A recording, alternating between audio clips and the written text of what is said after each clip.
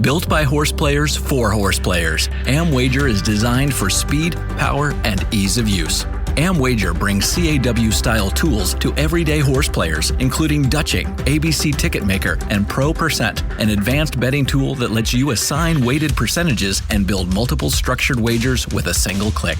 Every month, AmWager turns the odds in your favor with 0% takeout on select tracks. These promos offer you up to $100 more for your winning bets and giving you value for your wagers not offered anywhere else. Rated 4.7 stars on Google with over 200 reviews, AmWager is trusted by horse players who expect more from their wagering platform. If you're looking for better tools and better value, you need AmWager. Void where prohibited. For terms and conditions, visit amwager.com. Must be 18 or older, 21 or older where applicable. Gambling problem? Please call 1-800-GAMBLER. In New York, call 1-877-8-HOPE-NY. Text HOPE.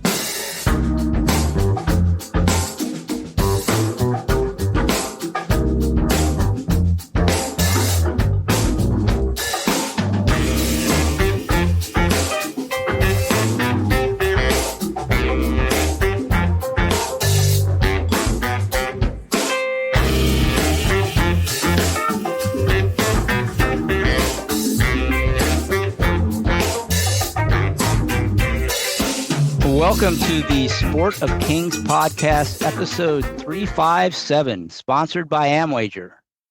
Go to amwager.com to see all the promotions, including 0% takeout on win bets on this Saturday's Keeneland card and for all Friday and Saturday cards at Keeneland for the entire month of April.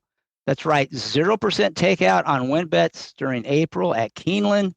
That is a better rate than even the CAW teams get. And also, continuing this week is AmWager's best promotion ever, a chance to win a copy of my new book, Betting on Horses. Just go to amwager.com, log in, and click on promos at the top and opt in for Betting on Horses giveaway. You can enter once a day through this Friday, April 17th. So if you have an AmWager account, be sure to opt in to the promo soon, as it does end on Friday. If you don't have an AmWager account, this would be a great time to join. And if you don't happen to get lucky and win the book, you can always go to Bet with the Best Media, all one word, betwiththebestmedia.com to get a copy of the book or learn more about it. That's Betting on Horses, and you can get a discounted early bird price. As always, I welcome your feedback on Twitter/X. My handle is @Derby1592, @Derby1592.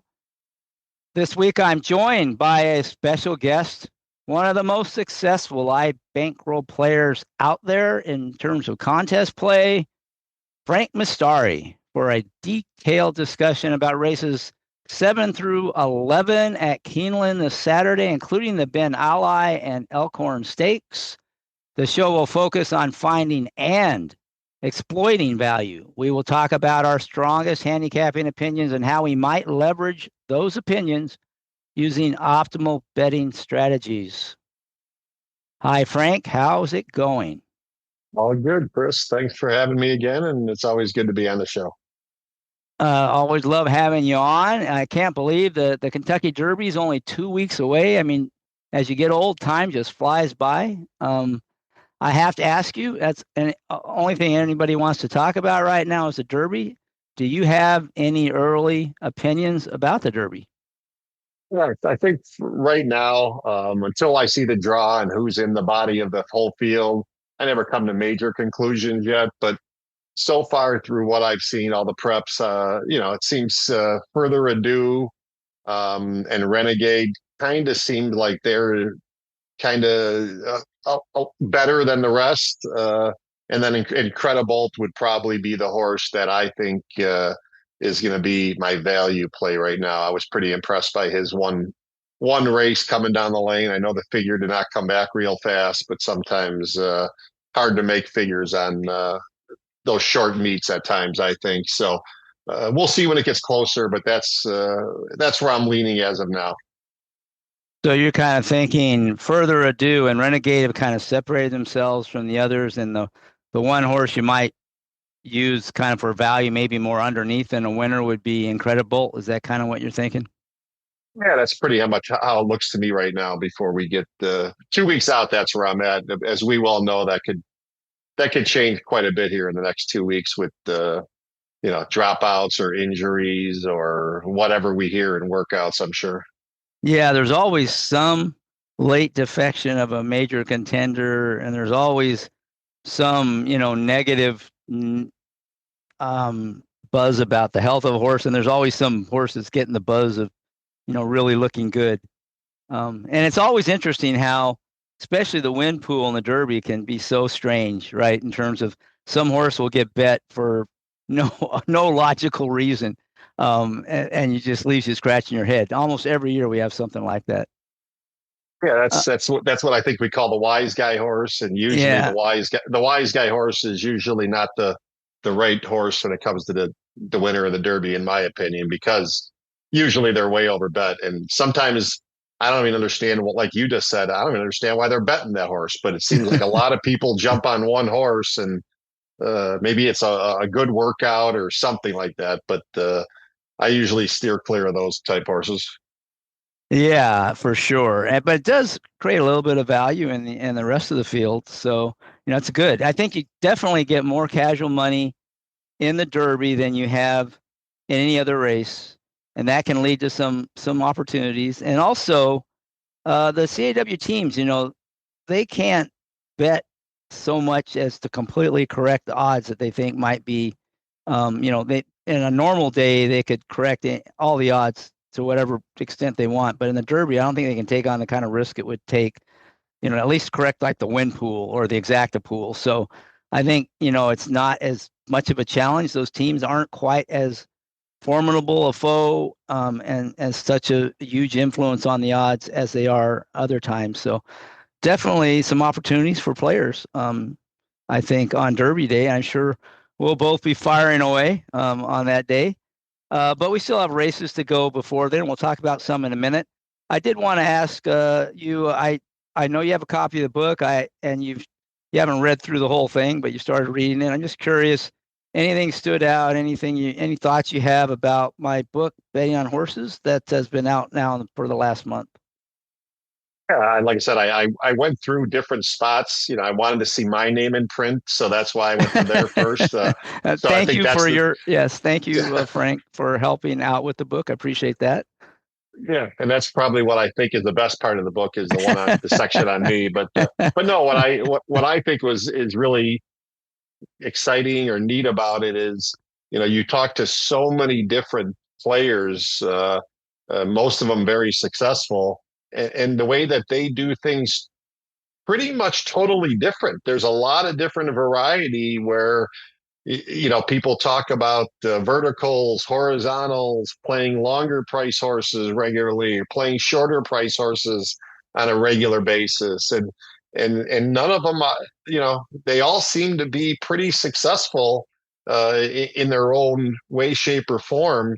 The way you wrote it in this book. So I think for people out there, this is a great book. And if you like to bet on favorites, there's sections on that. If you like horizontals, verticals, playing long shots, there's a little bit from of all those things from different players that describes it, in the book, how they do it and how they can win long term. So yeah, very good. Well, thank you. And yeah, to me, it's just amazing. It's part of what makes this game so fun and great is there's no right way. It just depends on what your preferences are and what your strengths are. You can find your own way to success. And that's what the book was all about, is kind of defining sort of, what's the path, different paths to success, kind of figuring out where you are in that journey right now and what would be the things you need to do to improve, to kind of take that next step and get closer to being where you want to be as a horse player. So I'm glad the things you say make me feel good, because that's definitely, one of the themes of the book is exactly that. And so thank you again for your help. That was what the cool thing about this is, so many people like you, Frank, and others were open and really, were able to share your experience and wisdom with the readers. And I think everybody who reads is going to, you're going to benefit in some way. I don't care if you're just starting out or you're even, one of the very successful player. I think there'll be something in the book that you can get out of it that'll get you thinking a little bit differently, which is what I was hoping for. And so anyway, I won't spend any more time talking about the book, but I have to bring that up, especially with you on, Frank, since you played a role in helping me put that together. And so let's talk about you a little bit in terms of your approach to, how do you decide what races you're going to look at to begin with? Because I think race selection is really important. And then once you start looking at a race, how you decide whether or not you're going to bet it, and if you are going to bet it, kind of, what pools you're going to attack and how. Just kind of at a high level. We'll go into some specifics in the races that we're going to talk about, but just in general, what's your approach? Yeah, the way I go through, I mean, I'll go through each race individually, whether it's a contest card or, my day-to-day stuff in Kentucky. And as I go through every race, there's certain things that I look for. I go through setting up the pace of the race. And, the easiest one for me anyway is if you get a lone speed horse, who you think is going to be on an easy lead, and he's one of the faster horses overall to begin with, based on whatever publication you use, whether it's Buyer or your own figures or whatever it is. Then you got a starting point and said, okay, if this horse is one of the faster horses and he's loose on a lead today, that improves his chances of winning. Well, then if you have the winner, usually the stuff falls into place after that kind of thing for me. So that's kind of how I go through the card.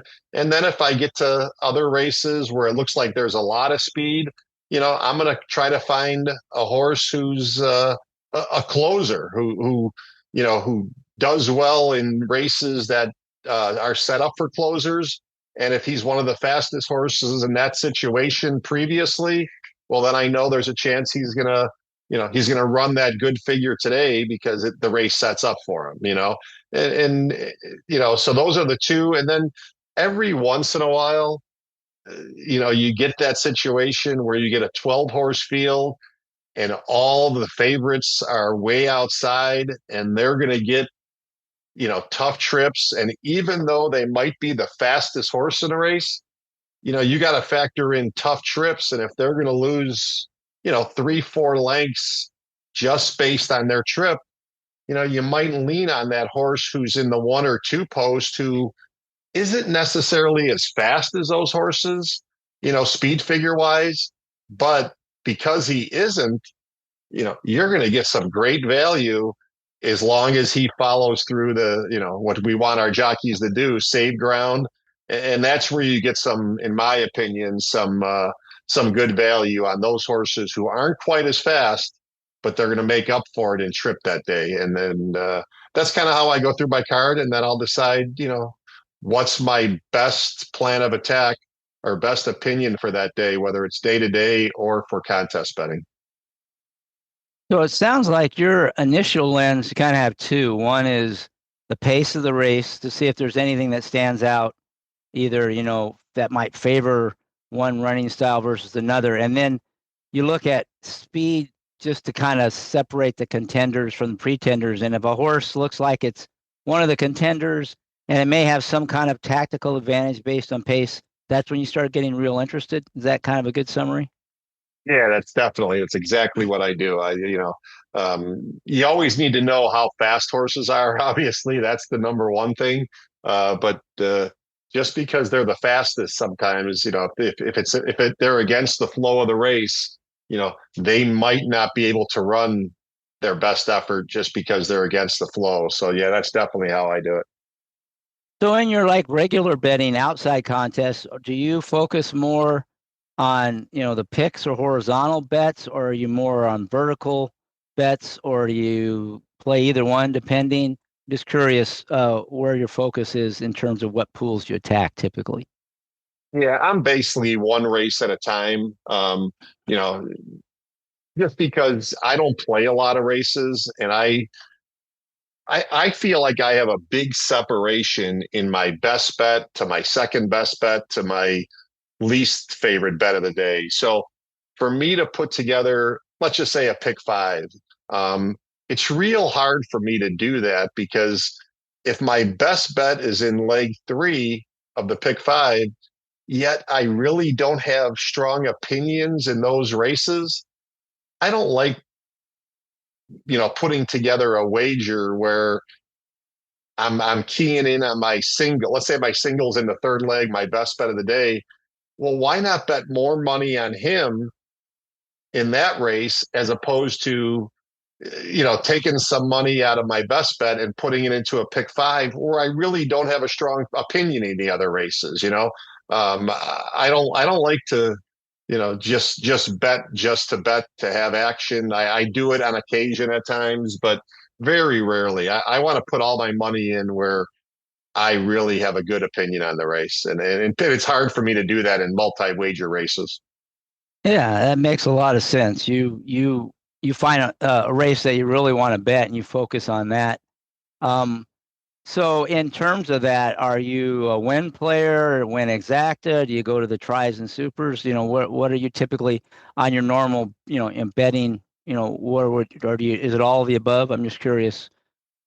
It's kind of all of the above. I mean, there's some races where, my best bet of the day might be a 5 or 6 to 1 shot, but I really don't know who's going to run behind them in exactas. So in those cases, I might just make a win bet and be happy with that. There's other situations where, okay, I got a win bet. I'm real confident in, the 2 or 3 horses who are going to run behind them. Well, then I'll bet exactas and tries maybe, and I'll probably bet, less in the win pool. I like to cash, exactas and tries. Obviously, the payoffs are bigger. But in my best bets, hopefully it all works out where I not only know the winner or feel like I know the winner, but I also have the horses who are going to be contenders behind them. Those are the races that I like to bet more. But I'm not against just making a win bet and stopping there if I can't figure out the rest of the race. Yeah, what I like about what you describe is you form your opinion of the race and you let that dictate how you're going to bet it rather than thinking, oh, I want to bet this way, and then, then forming your opinion of the race and just forcing it into that. And I think that's one of the main themes in the book is, make sure your bet reflects your opinion of the horses in the race and bet consistent with that opinion. And it sounds like that's exactly what you're doing. I'm curious, do you do anything different in a contest? Given the way what you described, it sounds like you probably don't play that much differently in a contest than you would on a normal day. Is that fair to say? Yeah, that's 100% correct, and that's why I think I have some advantage in the contest and do fairly well is because the contests are pretty much set up for guys like me, where take your best bet or your best 2 bets of the day, and if you capitalize on that, or if you hit your best bet of the day, you should be able to get in the prize is how I look at it. And that's what I like to do.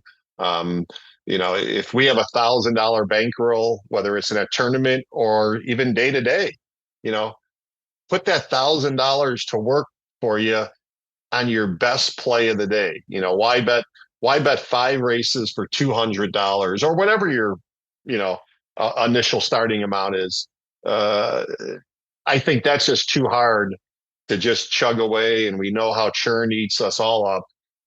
We don't want to start spreading too much and whatever. But if you put all your money into your best 1 or 2 bets in the long run, you're going to do way better than trying to bet many, many races. Because I've been around, and I know you've been around a lot of people. I don't think our success rate is high enough to bet a lot of races and still go home at the end of the day profitable.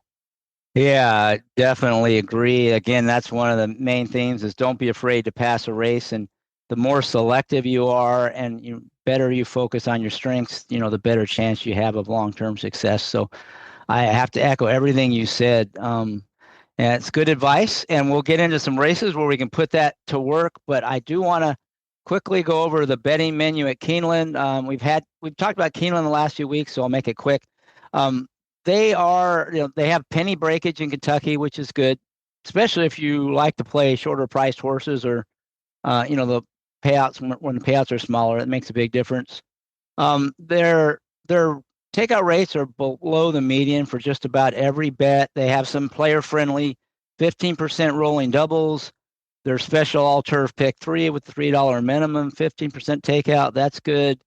They recently raised minimums on pick 3s and supers. We talked about that last week, why I think that's a good thing for players. Even if you don't think it is, I think you're wrong. It actually will help you long-term, whether you like it or not. They have a 15% takeout pick 5, but it has consolation.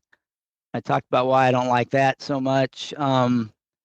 Of course, unfortunately, Keeneland still has not done anything to throttle the CAW involvement in every pool. I won't say they haven't done anything, but they still allow them in all the pools. So, you got to keep that in mind and make sure you really have fine value. And like Frank said, make it your strongest opinions and bet those. And take advantage of the Amwager offer if you can. That 0% takeout on win bets might be a great place to start thinking about how you're going to play a race. That certainly lowers the bar in terms of what you have to overcome to make a profit. So anyway, wager wisely. And now let's get into the races. And we're going to talk about races 7 through 11 at Keeneland on Saturday. It's a good mix. The first race is an allowance optional claimer going 6 furlongs on the dirt. And the favorite is probably going to be a heavy favorite, the 7, What You Talking About. There is a question mark in terms of him coming in off a layoff. It's a relatively small field. What do you think about this race, Frank? Is this what do you think about the favorite? Is this a race you'd be consider betting? What's your opinion on this one? Yeah, I think this is a race. Wesley Ward has the 2 favorites here, the 1 Floodlights and the 7 What You Talking About. What You Talking About is a horse that I would be against here. Coming in off the Breeders' Cup Sprint, now off whatever that is, 5-6 months. He's fast enough to win. I think we all can say that. But he's not much faster, or even some of these other horses have run faster than him. There's not a lot of pace in the race. So I'm going to lean here a little bit on the California shipper, the 6 Modus Bestia, I think it is, for Richard Baltus and Flavian Pratt. I think this horse is probably going to make the lead going 6. The only other, I think, real speed horse is the 2, who I think is nowhere near as fast as him. Coming out of those Iowa bred state races, I don't think he's anywhere near as fast. So, and getting Flavian on the lead here, this horse has done nothing wrong at all.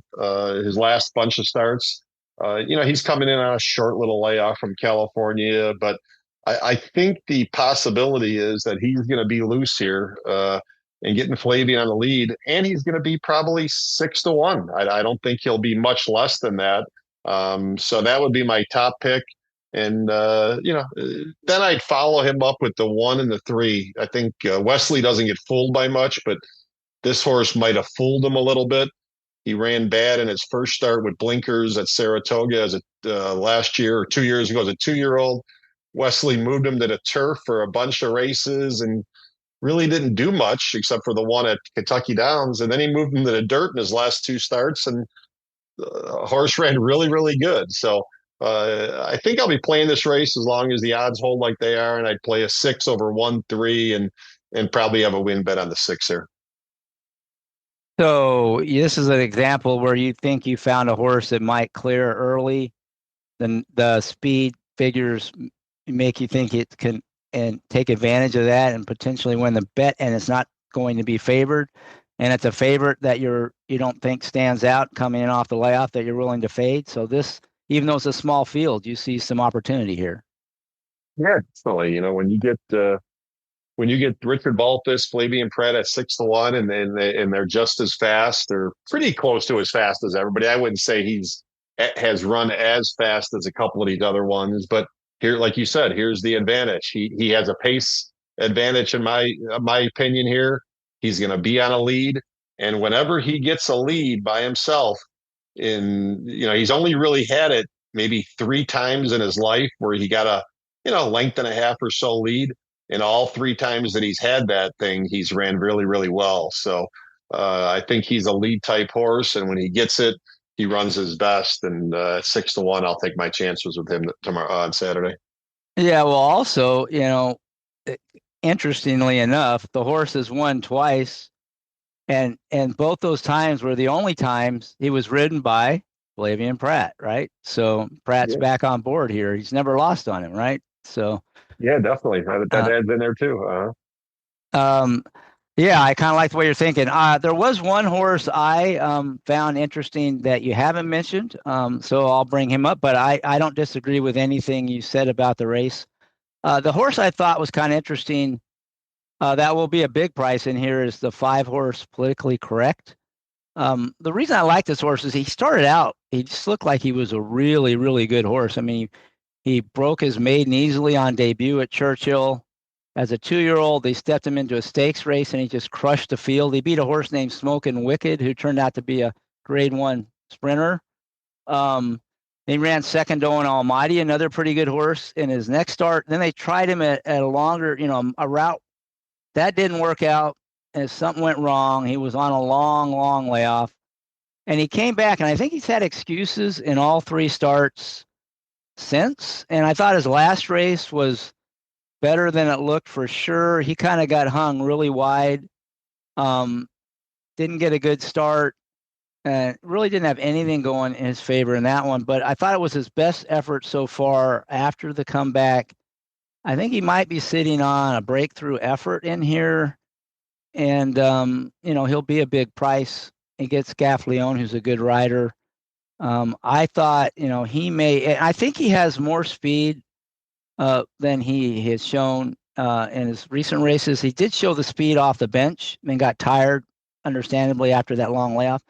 So I think if he just breaks alertly, he might be able to be the horse that sits off of Modus Bestia or just off him and can finish up the race. Maybe if he doesn't win, still get in there at a price. So that was the one other horse I would mention. Everything else, I'm kind of on board with what you had to say. Anything else you got on this race? Oh, sorry. No, I think we covered it all now. We're good. All right. So this is a race you'd be considered betting, and you're going to fade the favorite, and you're going to focus on the 6-horse Modus Bestia, looking for him to wire the field at a generous, hopefully the 6-1 would hold up for you. I think it might. The only thing that might hurt you is Pratt on board. There is a tax you typically pay for him, but and especially if they see that he's won on this horse twice. But you should still. He's not going to be the favorite for sure. So you should get a decent price. Yeah, and then also, I think we want to point out is, we give out our selections here and we say 6-1. You also got to have in mind, what are you going to take here? What happens if this horse goes off at 3-1? Well, then the race is a no bet for me, and I have friends who say to me, well, you told me you liked that horse and, at 6-1 and at 3-1, you didn't bet and he won. And I'm like, well, they're like, don't you feel bad that you picked the right horse and he won? And I'm like, no, because I liked him at, like in this race, I probably wouldn't bet this horse at anything under, 9-2. That's probably the low as I'll go on this horse. So you got to have that in mind too. You can't just say, well, but if your bottom is 3-1 and he goes off 3-1, then you're fine with it. But you got to have some variables in place and have plan B just in case the odds aren't what we think they are at post time. That's a really good point. And, you have to identify, what you think is the price that offers value. And like you said, be sure that you're going to get that price. Now that's a little harder now to do because of the late odds changes, but there are some things you can do to get a better idea of what you think that those off odds will be. But like you said, if you don't think you're going to get the price you need to pass on that bet for sure. And you might even go to your second choice in the race if sometimes that's very true. There's times where I give out horses to friends in the morning, and then I feel bad later in the day when they see that I cashed a ticket and They're like, you told me, and I'm like, well, I told you at 6-1, but at 3-1, I didn't like him, but that meant that somebody else might have went from 3-1 to 6-1. So that's a whole different ball game, though. Then again, so that's where you really got to have you really got to have something in mind as to um, what value is to yourself. Right. You have to identify value where you think you have an edge and why you think you have that edge. And that's what I call the gambler's mindset in the book. It's just, if you want to get beyond just being, a handicapper that tries to pick the winner and become a horse player that tries to make money betting on the races, you really have to develop that mindset where you're always looking for an edge and you're trying to exploit that edge. And that's, one of the things I really emphasize in the book. So I'm really glad you brought that up, Frank. All right, so let's move on to the next race in the sequence. That's race 8. It's an allowance race going 5.5 furlongs on the turf for older horses. Got 11 horses in here. You don't have any heavy favorite. The 11 Arrest Me Red, another Wesley Ward horse. He's 3-1 in the morning line. We've got a 4-1 second choice. The 6-horse Works For Me, who's being ridden by Flavian Pratt. So some of the same kind of characters as we had in the last race in here. What do you think of those two? Is there one of those you like, you're going to lean on, or are you looking for somebody beyond those two in this race?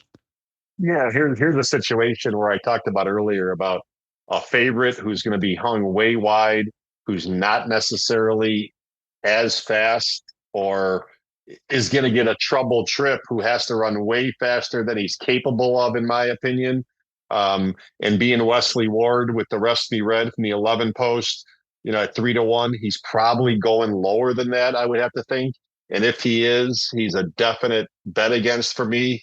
Kind of a tough race here. Not a lot of speed in the race. And the horse I'm going to go at, and I'm a little shocked at the morning line. I think the morning line is too low on the horse that I'm going to. That's the 8, My Own. Again, looks like he's might be lone speed. He's only had one turf race in his life, and that was going a mile from 11 post and didn't show nothing that day. But ever since he's gone to put the blinkers on 4 starts back, he's a totally different racehorse. I mean, he's just gotten way faster than he's ever run in his life.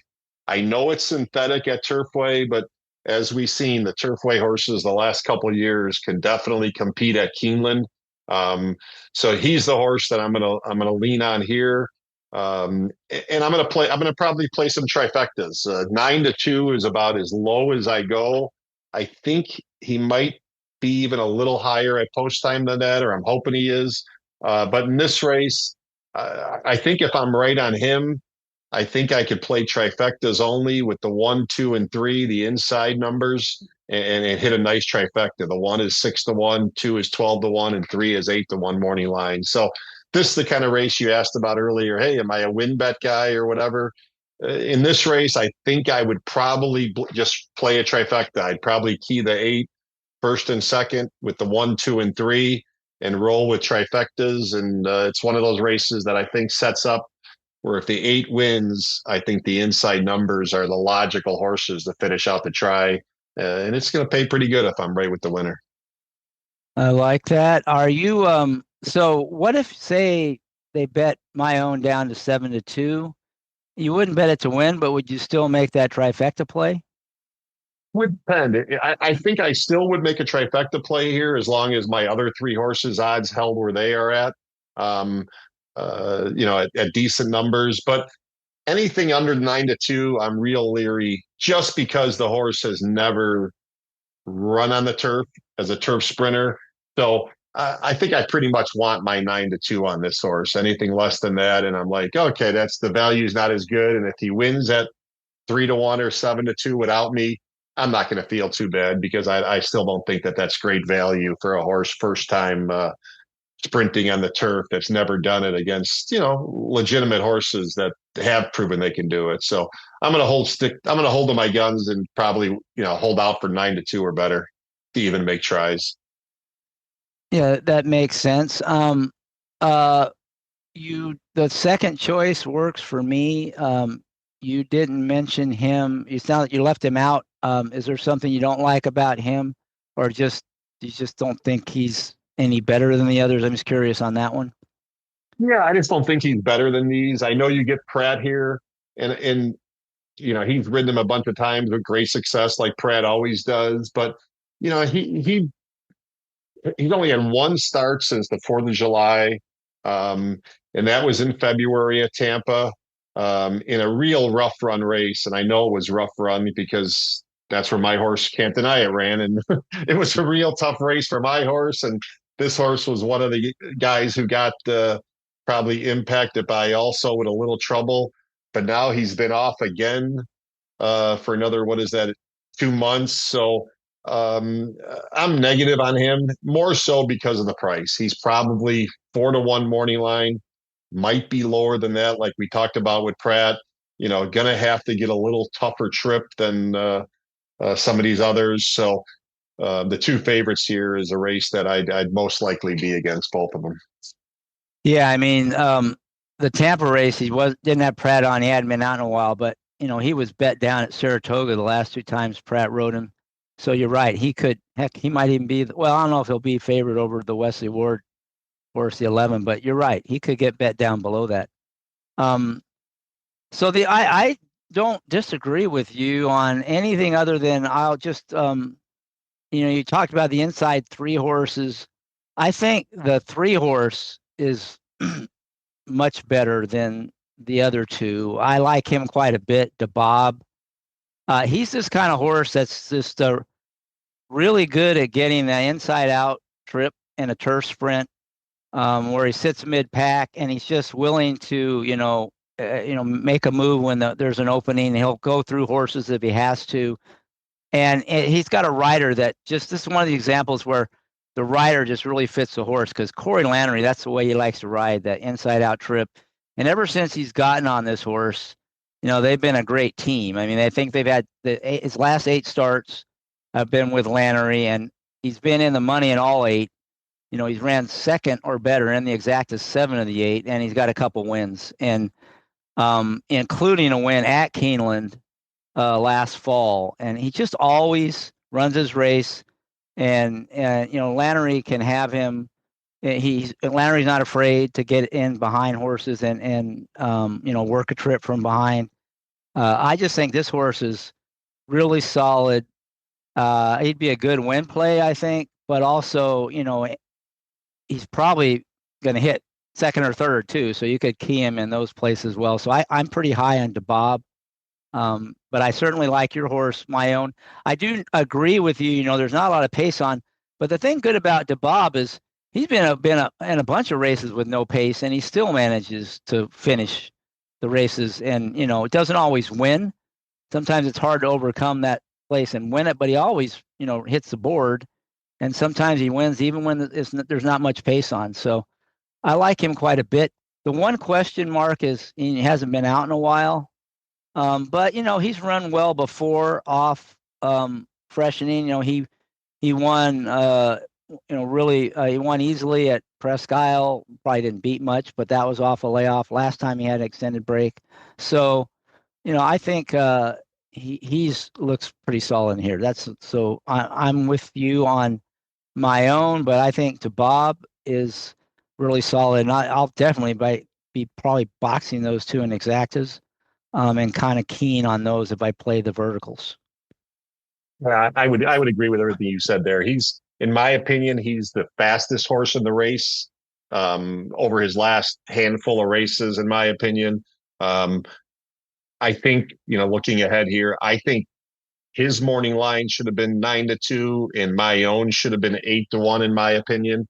And I think that's how it's going to be at post time. I think it's not going to be that different, but I still think DeBob will be lower than the 8 here.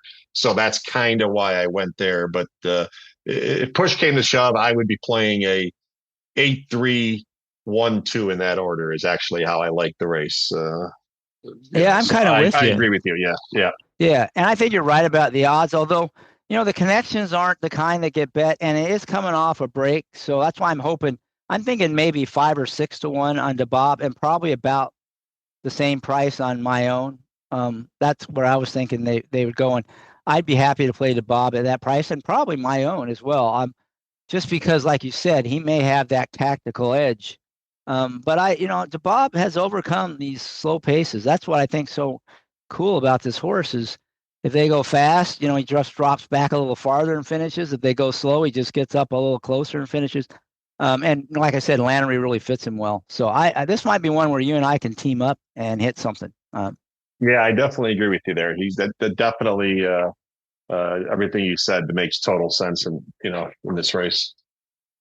All right, so we got some interesting races right off the bat. Let's go to the next one. Now we start the stakes portion of the card. This is the 9th. It's a Grade 3 Ben Ali Stakes. Not a mile and a quarter, not a mile and a half. Not 8 furlongs, not a mile and a quarter. It's a mile and 3/16. They split the difference. So I think that is long enough to where the distance might be a factor. Once you get beyond a mile and 1/8, that might be the distance limit for some of these horses. You got a field of 9. Batten Downs 2-1 on the morning line. Rattle and Rolls 3-1. Stars and Stripes is 4-1. Those 3, I think, will vie for favoritism. I don't know if there'll be a heavy favorite in there. What are you thinking among those 3, and are you looking even beyond one of those? Yeah, no, here, the first thing I noticed here, which I think is really strange to me, is Batten Down, crushed the field last time with Johnny V in the irons. And I looked down and Johnny V's not riding. He went to British Isles, which that seemed really strange to me. Hey, you're not getting anything wrong with Flavien Prat, but off a big win like that, it's weird that Johnny V jumped and went to British Isles. So that made me think about the race a little differently in this situation. I'm a little bit more negative against Batten Down now because of that jockey move alone. I'm definitely against Rattle and Roll. Horse definitely very good. Made a lot of money in his career, almost $4 million with 11 wins, but made the long trip across the world. Didn't run real well there at all against Forever. Some real good horses, the best handicap horses in the world. So expected possibly like that. But now he's got to come back here and try to do it. Against an okay field. I wouldn't say this is the best field in the world. It's a Grade 3, so it's decent. But I landed on the 5 San Siro for Brendan Walsh, Tyler Gaffleone. I mean, they're just seems like they've been deadly the last couple of years when they team up. This horse has done nothing wrong in his last bunch of starts. Lost to Skippy Longstocking last time. Almost beat the rest of the field in there. Skippy won by 5, so that's nothing to,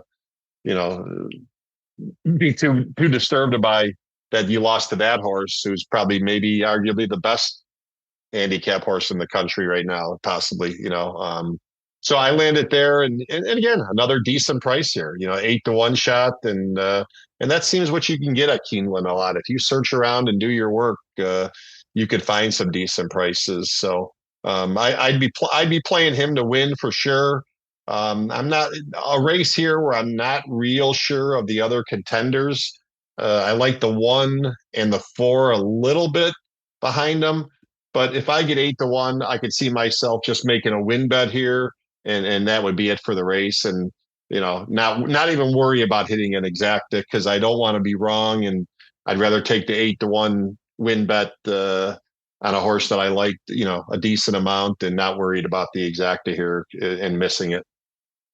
Yeah, and I think Batten Down is not going to be like odds on, right? So you're not getting as much by fading him as you would on like some of the first race where what you're talking about was like he'll probably be close to even money. So it's not as lucrative to play like the tries, right, in a race like that. So a couple comments I'll have. One, it's interesting on that rider switch you talked about with Batten Down.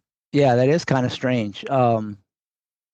If Johnny V had ridden British Isles in that Grade 1 win, it would make more sense. But yeah, it's kind of weird that he's taken off.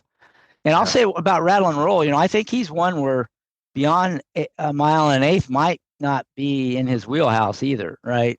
Even though he's a closer, I don't think he's necessarily a horse that loves, the longer they go, the better he runs kind of thing.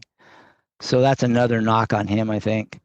And San Siro ran second in this race last year. So he ran pretty well, at this distance, at this track. So that's another plus in his favor.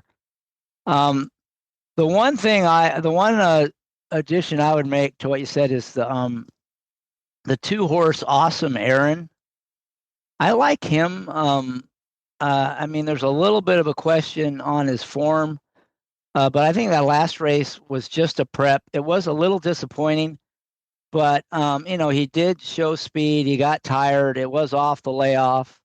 You think he would have gotten a lot out of that now, and you would think they're sort of pointing to this race because his best race ever was at this weird mile and 3/16 distance. It wasn't at Keeneland, it was at Pimlico and the Pimlico Special, but he ran a big race that day, and he got pretty good last year at this time of year. So I'm thinking they got a race under the belt. They were sort of targeting this race. Second off the layoff, he draws an inside post. There's not a lot of speed on here. I think he'll be forward. He doesn't have to be on the lead. His best races have been either on the lead or sitting off. Like at the Pimlico race, he sat in fourth early, 3 lengths off the lead. But he's also, almost went wire to wire in the race before that. So he's got the ability to sit close and finish when he's right. And he's a 15-1 on the morning line. So he could be a really big price. So that's one I'm very interested in as a win bet. And I might try to play some verticals using the horse you mentioned and a couple others. But I think 2 Awesome Aaron's kind of interesting in here at a price. Yeah, I would never talk anybody off a price. I just don't like the idea that he's going to have to, at some point, he's going to have to engage batten down. And batten down is, going to, it's pretty quick out of the gate and pretty good speed horse. So when he's got to engage that horse, that might take a little bit out of him late. And so that's why I was a little negative on him. Yeah, he needs to get a good ride from Rosario, which you don't always get. Luck at that, right? Right. But, when Rosario can put good rides on horses, and he's really good at finishing races off. So I'm just thinking if they go at a modest clip, maybe, and he's patient, maybe he can, make his move and outfinish batten down and hold everybody else off. That's kind of what I was hoping for. And if he was, and you're getting 15-1, right? So yeah, if he was a short price, that would be a little too much to hope for, probably. But at 15-1, I could see that happening. 1 out of every 6 or 7 times they run, maybe a little more, but still, there's some value there, I think, because his best races do fit, from a speed numbers perspective, and his pace figures fit. He's just as quick early as anybody in the race. If Rosario wanted to, he could send them. And in knowing Rosario, he might just do that. And if he did that and, Pratt was patient on batten down, he might not be able to run him down. Maybe batten down can out finish Awesome Aaron if he goes to the lead. So it'd be interesting to see what the rider tactics are in that race. But it sounds like we have similar opinions in that one as well. Anything else before we go on to the next race? No, I think we covered. All right. The next race is the 10th. It's the Grade 2 Elkhorn Stakes, going 1.5 miles on the turf. So we've had a couple longer races for older horses in the stakes divisions. This is the turf route. This is the kind of race that many times comes down to trips. There is no big favorite in here. You've got, at least the morning line maker doesn't think there is. That's Nick Tamro. He has a 6-horse Burnham Square at 4-1 as the favorite. He's got the 8-horse Tawny Port at 9-2, the 7-horse True Quality at 5-1, and the 4-horse Grand Sonata at 6-1. Those 4 are kind of the tepid favorites. I don't think there's going to be any odds-on horse in here. I do think Burnham Square may separate himself from the other three in the betting, just because he's got more of the Triple Crown kind of aura around him and stuff. What are you thinking on this race? Is there any of those four you like? You're going to go somewhere else? Go ahead. Yeah, I hope they bet Burnham Square. To me, he's not a winning type. He won his maiden by 9 way back when, and then he followed up in the Holy Bull where he won by a length and a half. His other wins by a nose in the Bluegrass. Had a few seconds recently. Always takes money. He's definitely the horse that people will bet because people will know him, like you said, the Kentucky Derby thing. Um, and I'm not real sure that he wants to go this far all the time and win anyway. I mean, I think he can go this far, but maybe that last 50 yards for these route races for him just isn't what he likes. If I get 6-1 on Grand Sonata, I'd have a big win bet here. This horse has proven over and over again, going this far, has had some terrible trips in many of his races. But if you just look at his last, let's say, I don't know, what is it, 8, 9 races, you throw out the slop, you throw out the 2 good turf races, and he is just right there against a lot of good ones. I mean, he lost, half a length to, he won his last start, lost to Fort Washington in the Arlington Million by a half a length. Just got beat, the race before in the United Nations. Lost to Utah Beach last year. It has some trouble trips, but Tyler's been on this horse 4 times in a row, knows the horse real well. And you talked at the setup of this race, you said this comes down to trip a lot of times. Well, I think the way that I'm setting this up, Tyler's probably going to break, ahead of the 1, 2, and maybe the 3, or right behind the 3. And he's going to be rail both turns. And we know what that's worth going this far. It's worth, a bunch of lengths. And if he gets rail both, or 3 turns, I guess this is, right? I was going to say both turns. I'm so used to saying that. But with 3 turns here, he's going to be rail every single one of them. He's going to have a huge advantage that last 100 yards. And like I said, if I get 6-1, it'd be a pretty dang good a win bet for me in this race. And after that, I'd probably be taking some shots. I think the 1 is a little bit sneaky. Small barn, small rider. Only got beat 2 lengths to, the horse that I like a lot here, Grand Sonata, last time. So that horse is going to be a real big number. And again, the other horse that I'm going to go to is, the 2 horse with Johnny V. As you could tell, I'm leaning on a lot of inside horses. This horse hasn't got a lot of pace to run at and still has run well. And Johnny V will probably have the horse up a little closer. So in this race, I'll be a big win bet on the 4 and a 4 with 1, 2 and exactas here. Yeah, one thing you noted about Grand Sonata, it does seem like that horse really wants it firm, right? Doesn't want any give in the ground. So I don't know is there any rain in the forecast at Keeneland this week? Now that I said about all that, and now that you said that, I should probably check. And from earlier in the week, from earlier in the week, I thought I saw that there was rain. Well, right now it looks like there's a chance of rain on Saturday. I don't know when it's going to be, late in the day, early. And it looks like it's going to be kind of mid to end of the day. The rain's supposed to possibly start. So maybe it holds off until, 5:48 Eastern, and we'll get the firm turf for this. But that could definitely change it, because I was assuming it was firm. But if it's a good turf, then that would change my opinion here. Yeah, I think that's one thing to keep an eye on with that horse. If there is, look at what the course conditions. Keeneland's pretty good at posting that on their website. How the going is, and then as long as they don't take any water during the day. But if it did start to soften up, I would downgrade Grand Sonata a bit, because that seems like a horse that the firmer it is, the better it runs. I mean, if you look at it, some races using time form, usually, its best races are like when it's firm 10, where 10 is as firm as it gets, kind of thing. So yeah, definitely, I definitely agree. And then one thing about Burnham Square, you talked about the distance. Well, he's never been 1.5 miles, right? He's never even tried the distance. So, to me, a favorite, going 1.5 miles for the first time, that's a big question mark. And he's never won on turf yet. He has run 2 good races on turf, but he's a horse that's never won on turf, never gone 1.5 miles, going against a bunch of veterans that, this is their wheelhouse, 1.5 miles on the turf. So to me, I agree. If they do kind of bet him down, I think they might. He's the kind of horse I want to try to bet against for sure. And the horse I like maybe more than Grand Sonata is the other horse you mentioned, the 2-horse Desvio. I think he'll get a rail trip. He's drawn the 2 posts. All he's got to do is tuck in behind the 1, who's going to probably be well in front of him early.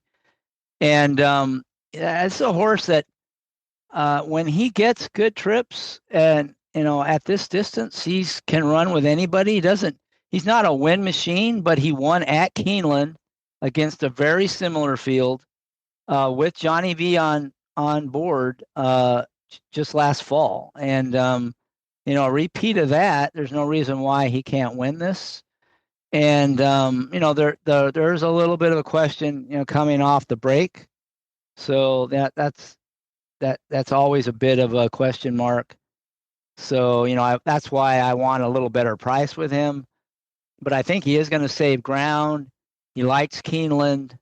He can certainly, win this race if he can get, through. Always traffic's always an issue, and he may get a little overlooked. He's 8-1, but I could see him maybe floating up above that 8-1 price. And if he, I think 6-1, I think he'd be playable. So at 8-1 or higher, definitely a play. But I agree with you on Grand Sonata. And I also think I wasn't so much on the 1. I'll have to take another look at him. But, the other horse, the 3-horse Utah Beach, there's nothing wrong with him. He's one that could certainly hit the board if he gets a decent trip. He could be a price. But my main negative opinion is on Burning Square. And so I'm against him. I'm hoping he takes money. And, I'm kind of pro the 2 Desvio. Sounds like you like him some too as well. Yeah, he would be my second choice in the race behind Grand Sonata, definitely. Yeah, those 2 I could see both being there at the end, and whoever gets a better trip will probably win the race if it comes down to that. And certainly the others in here, all the favorites could win, right, if they get the trip, but I don't see that much more likely, if at all, than the 2 horses we talk about, at least in my opinion.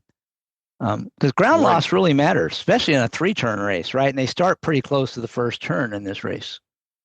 Yeah, they start right on the turn here. So yeah, it's definitely going to make a difference, and that's why you could tell a lot of inside numbers there.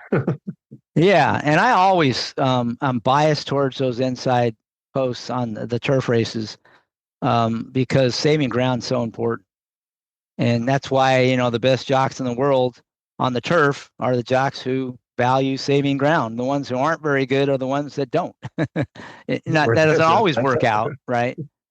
And sometimes when they think they're on much the best horse, they'll give us some ground just to make sure they stay out of trouble. But saving ground's big. All right, anything else on the 10th? So this race, You're thinking win bet with Grand Sonata, and you might play some exactas and tries with the inside horses. What you're thinking here? Yeah, I'll be playing some exactas. I'm not sure I'll go that far into the try thing there. I'll probably play, just like I said, win bet and then exactas 4 with 1 2. Yeah, for me, where I'll get more interested in the try if they bet Burnham Square down.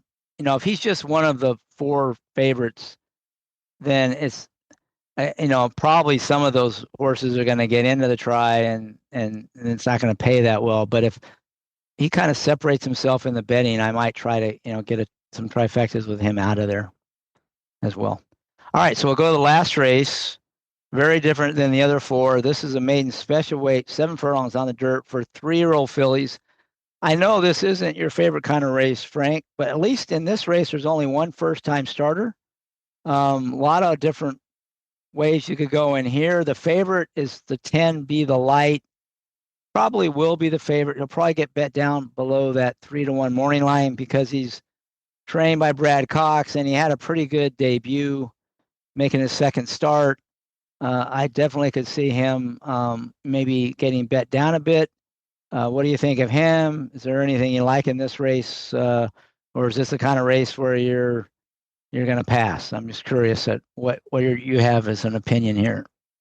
Yeah, I don't think I'd be betting this race. I mean, if I'm in a contest, on Saturday on Twin Spires or Express Bet, I'm sure Twin Spires has something for this. So I have to pay attention. And, if I'm still alive in the contest, I'm going to have to be ready to come up with something. But I'm not going to be sitting around waiting and saving my money for this last race. I think, the three horses who I look very obvious to me here are the 3 Fast Gun, the 6 Army's Marauder, and the 10 Be the Light, the Brad Cox horse you mentioned. The 10 ran okay. I mean, it's Brad Cox. He's good first out. He's good second out. He's good whatever out. He's good at all, any kind of thing you look at. But this horse ran nothing super special. I guess could improve, but he is probably going to be the favorite. Probably will be lower than 3-1 because of the connections. So if I had to play this race, I just mentioned 3 horses. So if I mentioned 3 horses, I'm going to go with the longest of the 3, and that's the 6 Army's Marauder, who has 2 good starts sprinting in its life. The first one was just okay. The second one was a little better. Then they tried him long, and he didn't run miserably bad. He ran okay. They put the blinks on, maybe get a little more focused. And, he's had some trouble. I mean, 2 starts back, had a slow start. And then last time he was way wide the whole trip and still hung in there. So if I had to play the race, I'd be playing the 6 a little bit. And then, the 3 and the 10 would be my contenders there after that. But I don't have too much to say about this kind of race. Like you said, this is usually not the kind of races I'm going to be waiting all day to bet. Yeah, I pretty much echo everything you said. The one thing I'll say about Fast Gun, he got beat, I think, a length by Be the Light in that his first start, but he got hung pretty wide in that race. And, I think if you switch trips, he could certainly turn the tables on Be the Light. And if he's, twice the price, it seems like there's some value there. And like you said, Army's Marauder, it might be the kind of horse that always finds trouble, I think, but because it has had some trouble kind of its own making. But sometimes these horses, they mature mentally and they kind of figure it out. And if he does that, I think there's a better race in that horse for sure. So I can see what you like in that one. And the blinkers on might be what it takes, right, to get that out of that horse. The other thing I agree with you is doesn't look like there's any world beaters in here. I mean, no horse that really would scare you off. So I kind of like the first time starter in here. She's Our Girl, the 7 horse. I'm not usually big on first time starters, but the barn does well. All the other horses, none of them look like superstars. They could be good horses and they all have room to improve. But, She's Our Girl. The thing I like about her is I watched a workout where she worked against an older horse, a 5-year-old named Dr. Park, who's won some races, is run as an 86 buyer. And he was under urging and she was outworking him. So I was pretty impressed that a 3-year-old filly could outwork a pretty good older sprinter. That's enough for me to take a shot in here. So if I play this race, it would be on the 7, She's Our Girl. Now, first timers that have a good workout sometimes can get bet. So this is one where I got to be looking at will pays and things. But at least if I were to play some horizontals, I could lean on her. But I like Fast Gun as well, and Amy's Marauder that you mentioned. The other horse that I will give a little bit of a push on is the 12 Miscomplicated. She's the most exposed in here, but if her sprint, they tried stretching her out, and I think she's a sprinter, and her sprint race has been good, and her last one was on a sloppy track, so she hasn't been able to sprint on a fast track yet this year. And, her first two races were pretty good.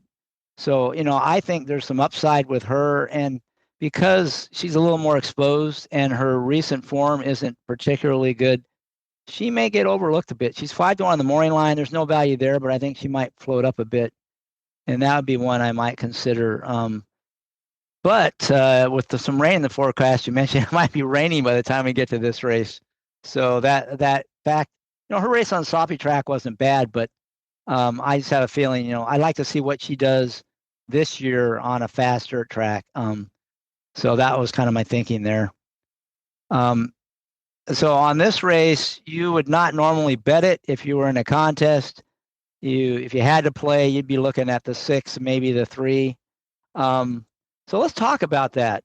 Maybe I'll put you on. You don't have to do this, but I'm thinking, let's say you're in a Twin Spires contest, $1,000 bankroll contest.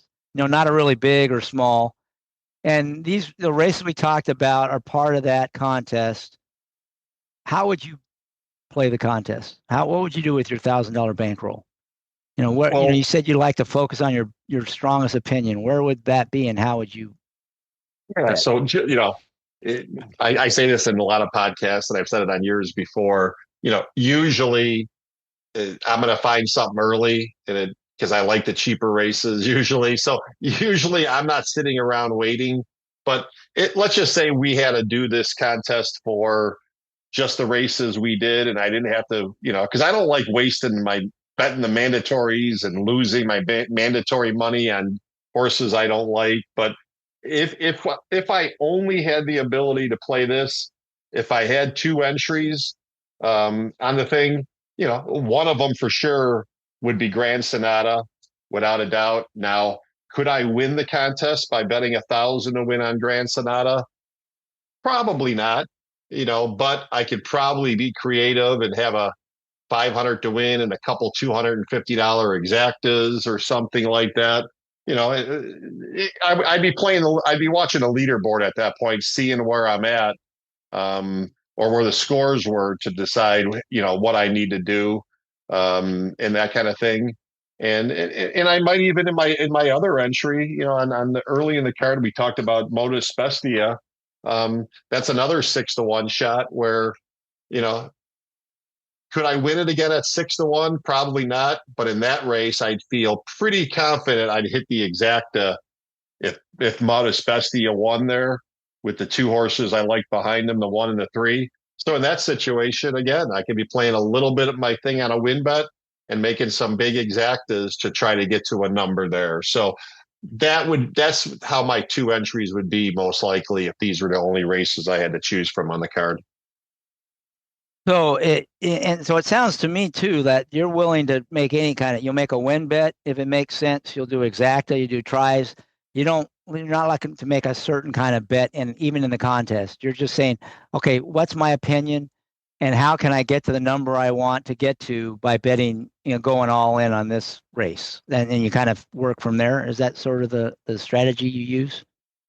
Well, definitely. A few weeks ago at an express bet contest, I was out of town, and there was a 9-1 shot in the first race, or 8-1 shot in the first race, $1,000. I bet 1,000 to win. The horse wins.